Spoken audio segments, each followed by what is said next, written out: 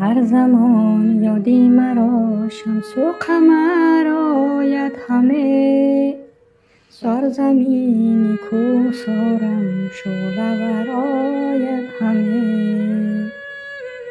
در فراق یار و فرزندان و پیوندان خویش، از سری مژگان من خون جگر آید همه. ظلم دوران یک طرف، هجری وطن از یک طرف، درد من را هر زمان دردی دیگر آید همه. یا خدا از فرقت خویش شان دور افتادم، قلب من می سوزد و دو دیده تر آید همه.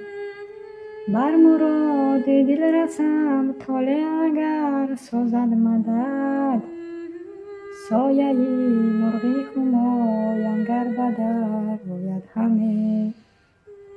شب به خواب و صبح دم در یاد باشد قبلگاه، با تبسم پیش چشمانم پدر آید همه.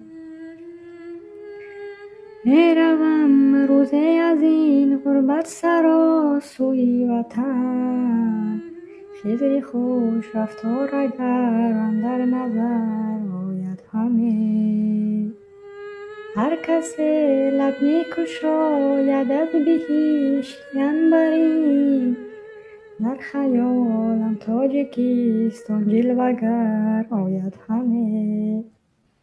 مادری مقصود علی همچون هزاران مادران، گویدم فرزند من هم از سفر آید همه. در خیالم تاجیکستان جلوگر آید همه، گویدم فرزند من هم از سفر آید همه.